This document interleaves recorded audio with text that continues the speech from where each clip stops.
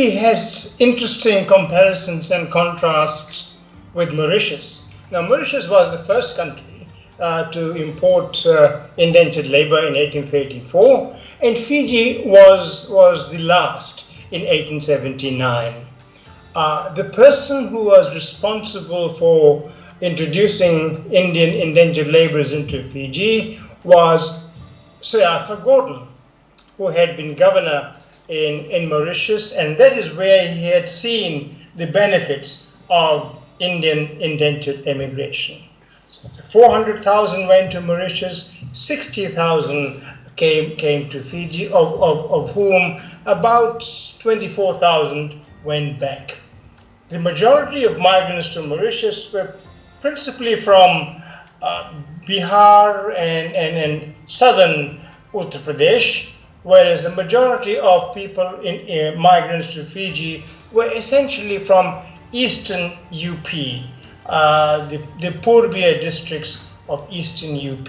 So while in Mauritius, a lot of people speak Bhojpuri, in Fiji the language is more Awadhi based, but it is interesting that the two island communities really didn't know much about each other for a very, very long period of time, and that is happily beginning to change now.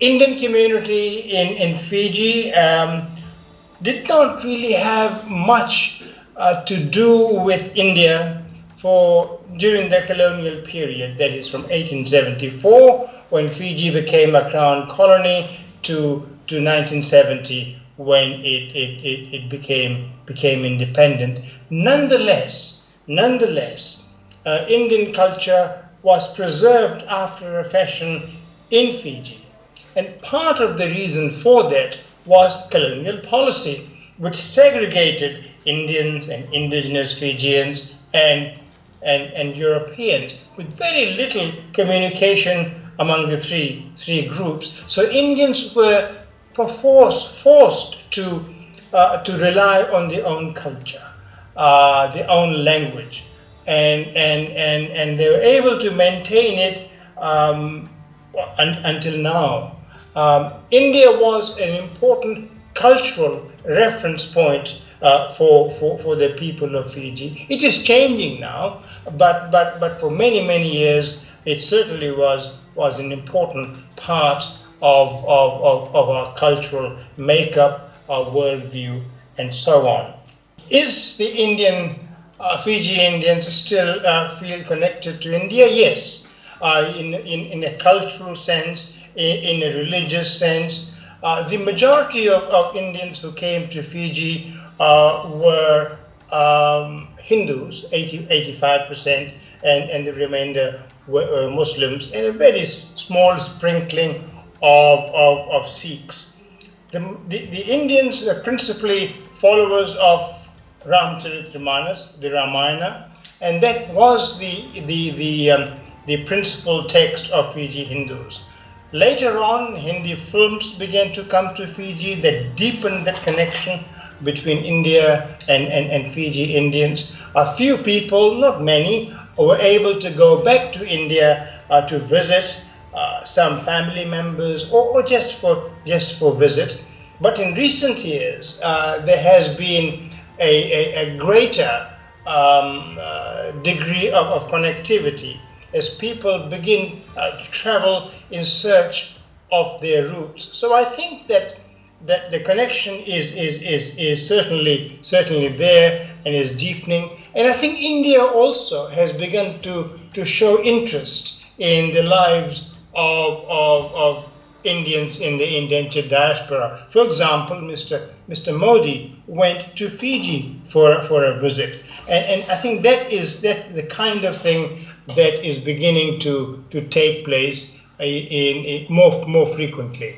For a very long period of time, indenture or girmit was not really celebrated or remembered in Fiji, partly because of colonial government, which really did not encourage that kind of thing, partly also because Gurumit was associated with a period of darkness when lots of things were lost and people were embarrassed about that servile past. But in 1979, Fiji Indians celebrated the 100th anniversary of arrivals of Indian indentured migrants to Fiji. And since then, 14th of May, which is the date when Indians came to Fiji as indentured laborers, that occasion is remarked in a Gurumit Divas, when people celebrate it through poetry, through processions, and so on. And now what is interesting is that the arrival of Indians in Fiji is celebrated in the Fiji Indian diaspora in Australia, New Zealand, North America, and so on. So I think the consciousness of our foundational history is certainly beginning to increase, and especially younger people in search of their roots are beginning to ask questions about who they are, why did they come, why did their ancestors come to Fiji, and so on. And that is a happy development.